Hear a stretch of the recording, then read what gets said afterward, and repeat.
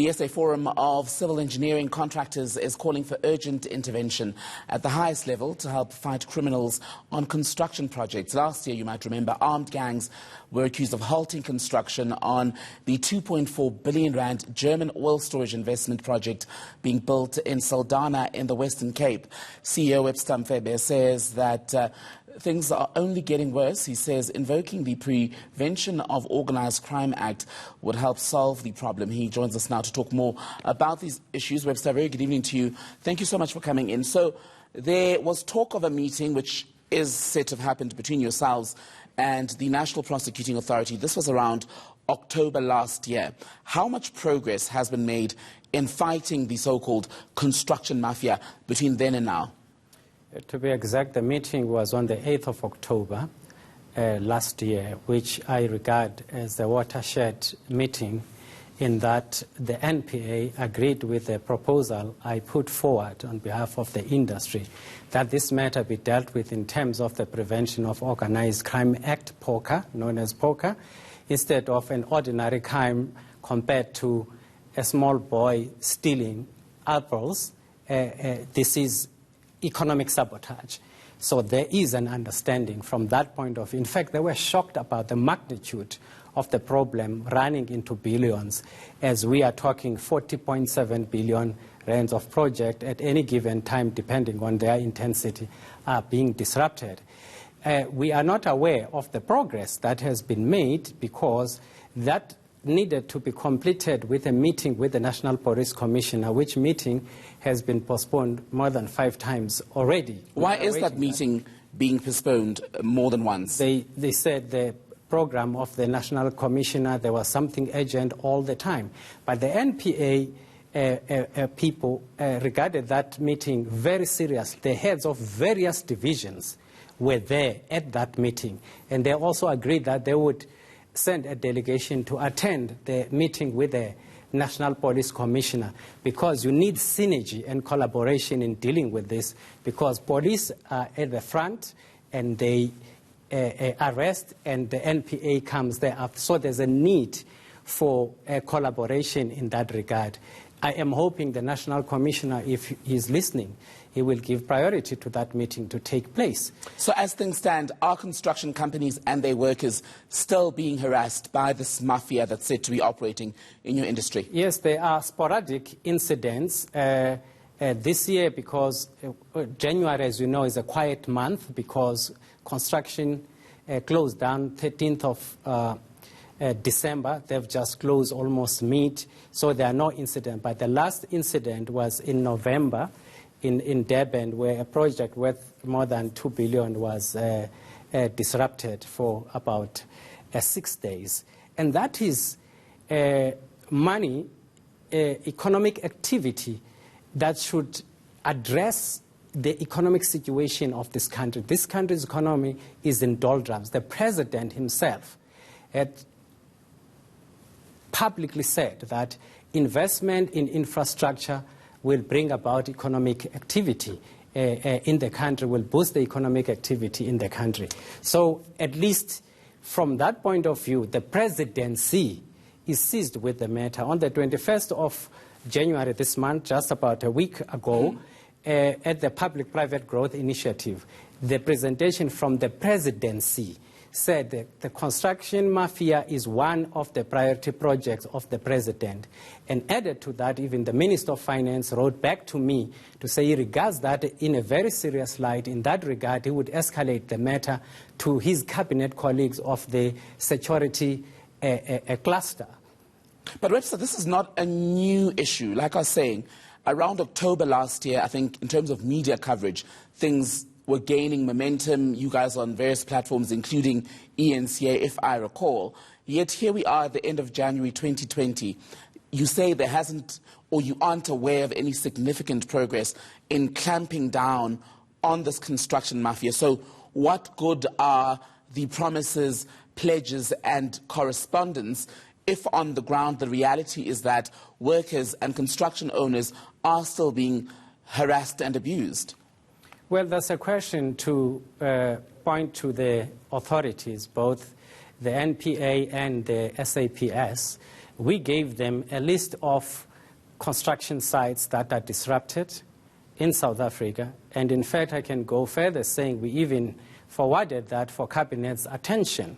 And I'm not surprised, therefore, that the President and the Presidency is seized with the matter, and they view it in a very serious light, because the PPGI is the platform where all the economic sectors in South Africa come together to come up with solutions of how to reignite the economy with specific projects, economic projects, and identify inhibitors. From the construction industry point of view, which I'm leading within those sectors within the PPGI, these disruptions, violent disruptions on site, is one of the biggest inhibitors. And as also subsequent to that, Dr. Hosiensu Ramokgopa has been appointed as head of infrastructure, had a meeting with a delegation from SAFSEC, and one of the points of discussion was this one. So I am convinced from that point of view that the Presidency is giving attention, but action has to come from law enforcement agencies. And I want to ask you something else that I suppose would also have to be further explored by law enforcement agencies, and that's around the people behind these attacks on construction sites. Who is behind this disruption in your industry? They are known. The industry has attained about 51 court interdicts, yet no one, as far as we know, has been arrested to date. In 2016, it resulted in one death of a black construction owner who refused to comply with the demands of the business forum concerned, and he was killed in cold blood. There's a case number, there's a family that is waiting for closure of that issue. And what we have seen is disturbing, similar to the phenomenon of mafia elsewhere in Italy, where you see collusion of the police in this. With there are instances where police are called, they come, shake hands, they talk, and they hug, and they go. Are you comfortable at this stage mentioning names of the people behind this? People or the forum that you alluded to that are behind the attacks? Who are they, for those of us who aren't? Well, I am not. The police are in possession of the interdicts. The people are known, okay? But what is important to mention is that the business forums formed a national umbrella called the Forum for Radical Economic Transformation, with whom I have engaged constructively. And since that engagement, there's been a decline, a marked decline in those incidents. In fact, are you saying they were behind some of the violence? Well, some of the affiliates, they were accused of being behind. But they have since understood that in order to advance the economic needs of the economically disenfranchised, you don't need to embark on violence. You need to do it methodically. From that point of view, we have not seen, in fact, we have gone to them, Fred, where there are incidents, and they have assisted in stopping those. What happened is that competing splinter groups came up, like taxi associations, forming themselves as a construction forum, disrupting sites. So far, I am happy we're on speaking terms with the leadership of Fred whenever there is a problem. But as it happens in any organization, whether any political party or union, your members, there will be those who do wayward things. But the test of the pudding, the litmus test, if they are known, what is it that organization is going to do with some of its members who still use unorthodox means? Do you, as CEO of the SA Forum of Civil Engineering Contractors, sitting here tonight, feel safe? Do you feel protected? Feel safe? I feel safe because I've engaged, contrary to popular belief that these people are bloodthirsty people. They are normal human beings that you engage with, and there's mutual respect. And I can go after this any time. I can go and meet with them and talk to them. All right. Because they are normal people who are fighting for their right to participate in the economy of this country. But their means in the past cannot be condoned. Violence cannot be condoned. Extortion cannot be condoned. Bribery, forcing people to comply at the barrel of the gun. This cannot be a banana republic. This is a constitutional democracy where the rule of law must take root. But if the law enforcement agencies do not act, they give an impression that there's justice for some, and justice for some is justice for none. I want to move on to another issue that I know you are concerned about as a forum, and that has to do with the CETA in your industry. What is going on there? Because from about 2 years ago, we started hearing quite concerning reports about the functioning of the CETA, but you are not pleased with the way the government is dealing with it. Yes, there's nothing wrong with the construction CETA. I'm speaking as a CEO of a constituency which is roads and civil, part of the subsectors of the construction CETA that contribute 70% of the levies to the construction CETA. Without us, that CETA will virtually collapse. But the developments of the department and the minister in particular to be perennially in conflict with the law and not follow due process, where he has Which minister is the minister, Dr. Blade Nzimande, of Higher Education, Science and Technology, which then puts the post-education sector, of which the CETA is part, at risk. Our CETA, which is the construction CETA, has attained 4 clean audits audited by the Auditor General and 91% performance target achievement, even in the recent report. But what happened is that what the minister and the department are protecting is the former CEO, Ms. Sonia Pelusa, who was the accounting officer when she implemented high benefits and salary increases that were never approved by the board. And the minister is trying every trick in the book to prevent and protect this accounting officer of a Section 3A public entity. The president of this country and the NEC of the ANC, on the 20th of January this year, said there must not be interference in public entities. Yet on that very same day, Minister Dr. Nzimande, who's part of the NEC collective, orders a junior official in the construction CETA behind the back of the chairperson and the acting CEO to get confidential information that would help incriminate a certain people. But why would the minister take such an action? What would motivate him to act in that way? And obviously, just for our viewers, we will get the minister on to give him a right of reply as well to these allegations. Yes, well, I've outlined all the reasons in my letter to Parliament, to the Portfolio Committee on Higher Education, and the Deputy President, David Mabuza, in his capacity as leader of government business.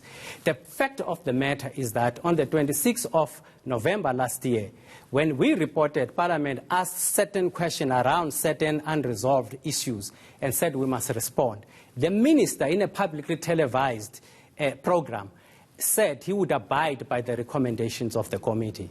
And yet he used, there's no such a recommendation yet as to what should happen, because we've responded at the time Parliament was on recess, which means that there's a parliamentary process. The Constitution of the Republic of South Africa, of which I was part in drafting, says the national executive, collectively and individually, account to Parliament. Minister Nzimande feels he is not accountable to Parliament, to no one, and is at war with the law for various occasions where the courts have found against him. And he is on this route again. We are being abused. And as a sector that contributes 70% of monies, of levies that sustain that CETA, the skills are needed. This country is in trouble in terms of the economy. Then you have a minister who acts outside the law as a law unto himself. And I'm saying that with due respect to his office. But we will not let the minister abuse his power. And he has been warned by the various courts in this country for the same reason. He's at it. He wants to protect his close associates. I'm putting it blunt. I'll say it in any court of law, and I will repeat what I'm saying today. But as the industry, we are working with the president within the public-private growth initiative to get this country going. And yet you have a minister who goes against, who gives a middle finger to the ANC collective to do the very things that the president warned against.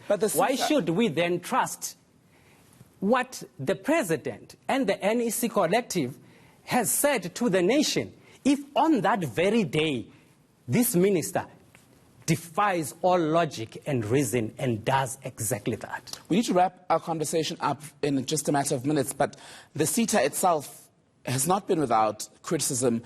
It was wrapped over the knuckles at some point last year, late last year, I believe it was, for failure to appear before a parliamentary portfolio committee. There were reports of non-payment of stipends and uncertified graduates, if that's what we call them, in the Western Cape area. So those examples, how widespread are those signs of trouble in the CETA beyond the issues with Minister Blade Nzimande? The CETA is well governed. It is in good hands. The board of the CETA exercises its probity and stewardship role with care, skill, and diligence. That which you are referring to are the symptoms of the problems that were caused by this very CEO, this former CEO, who implemented salary increases and benefits without the approval of the board. And that has caused dissatisfaction among the employees when the board said, because this is not approved, we stop and recover. You know, any employee, you give them over 30% increase and then you want to take it. Naturally, they would fight against that, and there has been a go-slow which we have addressed. But from the point of view of the board, we respected the parliamentary process because at the heart, I must say this publicly, because even a Nyaupe boy in the street would understand. You don't need to be a doctor, to be a professor to understand how the boards work. On the 8th of March 2018, this former CEO implemented board unapproved a benefit to say they were approved at that time, which is a blatant lie, which is the reason why Dr. Nzimande is putting us under administration. There's a record, audio recording of that meeting. There are minutes of that meeting, and yet he wants to institute an independent inquiry. For what? Because this former CEO, who is closest to his heart, he wants to protect, he must provide Parliament with alternative facts of an imaginary meeting. She lied to Parliament, and the minister is trying to protect her. This is not going to happen unless this is a banana republic. All right, those are all quite big allegations, and perhaps we can just leave the examples to do with people who are battling addiction out of it, but I have no doubt that we'll be hearing much more as the story develops between yourself, Webster, and the Higher Education Minister. But for now, thank you so much for being on Nightline. We are terribly out of time. That was the SAFCEC CEO, Webster Mfebe, speaking to us here on Nightline. Much more news for you on the other side of this.